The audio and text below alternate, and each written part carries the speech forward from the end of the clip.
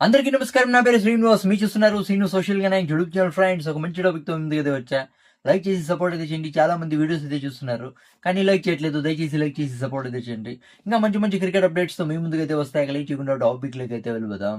మాజీ క్రికెటర్ రవిచంద్రన్ అశ్విన్ అయితే ఫైర్ అయితే అయ్యాడు. శ్రేయస్ అయ్యర్ తర్వాత గౌతమ్ గంభీర్ మీద. ఇంగ్లాండ్ టీం చూసి బుద్ధి తెచ్చుకోండి. ఇంగ్లాండ్ టీం కోచింగ్ స్టాఫ్ చూసి ఇండియన్ టీం కోచింగ్ స్టాఫ్ బుద్ధి తెచ్చుకోండి. ఎందుకు ప్లేయర్స్ని ఇలా ఇలా మారుస్తున్నారు మీరు? ఇలానే ఇలా మారిస్తే ఎలా? ప్లేయర్స్లో ఉండే కాన్ఫిడెన్స్ ఎలా పెరుగుతుంది? మీకు ఇష్టం వచ్చినట్లు ప్లేయర్స్ని మారుస్తున్నారు, ఎలా పెరుగుతోంది అంటే సంజు శాంసన్కి 40% సపోర్ట్ చేస్తే వైభవ్ సూర్యవంశీకి 60% అయితే సపోర్ట్ అయితే చేశాడు. ఎవరు? రవిచంద్రన్ అశ్విన్. దీని గురించి మనం అయితే మాట్లాడుకుందాం.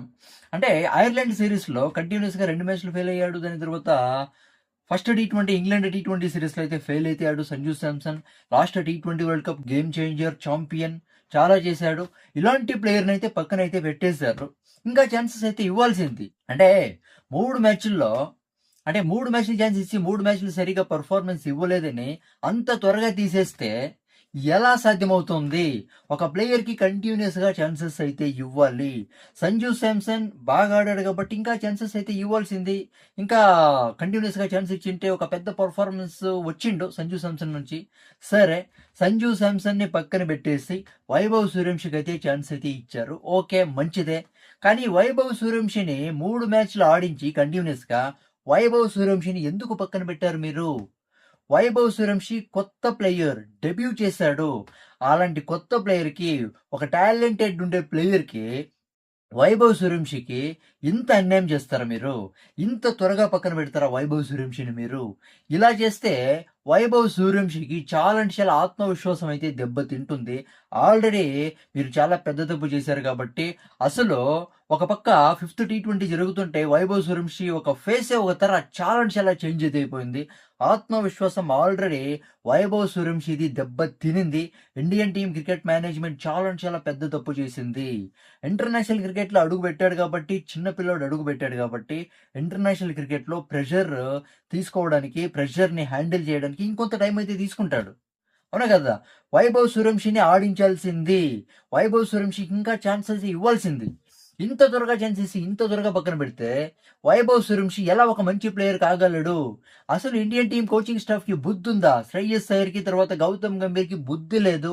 వరస్ట్ డెసిషన్ తీసుకుంటున్నారనైతే చాలా అంటే చాలా ఫైర్ అయితే అయ్యాడు. అంటే శ్రేయస్ అయ్యర్ తర్వాత గౌతమ్ గంభీర్‌ని అయితే రియల్‌గా పేర్లయితే చెప్పలేదు.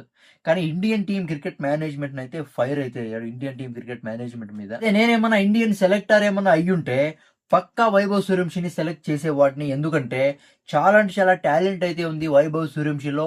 ఇలాంటి టాలెంట్ ప్లేయర్‌ని పెట్టుకొని పనికిరాని ఆటలంతా ఆడుతా ఉన్నారు మీరు. పనికిరాని వరస్ట్ డెసిషన్స్ అయితే తీసుకుంటున్నారు. చాలా నిజంగా చెప్పాలంటే వైభవ్ సూర్యవంశీ ఆత్మవిశ్వాసం అయితే దెబ్బతినింది.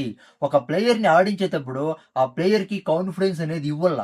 అప్పుడే ఆత్మవిశ్వాసంతో ఆడతారు. నిజంగా ఇండియన్ టీమ్ ఫెయిల్యూర్ అవ్వడానికి ఈ పనికిరాని డెసిషన్సే. అవును కదా! కంటిన్యూయస్‌గా ఒక ప్లేయర్‌కి ఛాన్స్ ఇవ్వకపోవడమే ఇండియన్ టీమ్ ఫెయిల్యూర్‌కి రీజన్ అనేది చెప్పాడు. ఇప్పుడు జాస్ బట్లర్ కంటిన్యూయస్‌గా 3 మ్యాచ్‌లు అయితే ఫెయిల్ అయితే అయ్యాడు.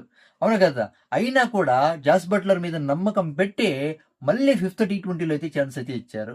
131 కొట్టాడు. అవును కదా! 64 బాల్స్‌లో 131, 8 సిక్స్‌లు, 12 ఫోర్‌లు, 205 స్ట్రైక్ రేట్‌తో బ్యాటింగ్ అయితే ఆడాడు.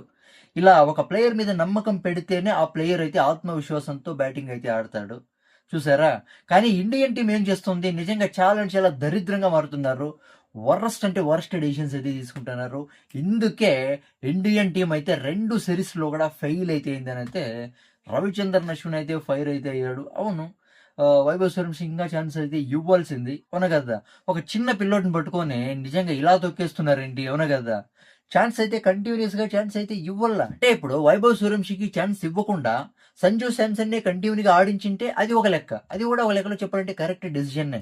ఒకసారి సంజు శాంసన్‌ని పక్కన పెట్టిన తర్వాత వైభవ్ సూర్యవంశీకి ఛాన్స్ ఇచ్చిన తర్వాత మళ్ళీ వైభవ్ సూర్యవంశీని పక్కన పెట్టకూడదు.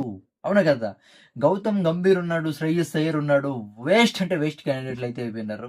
ఫస్ట్ వీళ్ళని పెరిగి పారేస్తే ఇండియన్ టీమ్ బాగుపడుతుంది. అవునా కదా! దీని గురించి మీరేమనుకుంటారు? కామెంట్ అయితే చేయండి. నా ఎక్స్‌ప్లనేషన్ ఇస్తే సబ్స్క్రైబ్ సపోర్ట్ చేయండి. లైక్ చేసి సపోర్ట్ చేయండి. By by.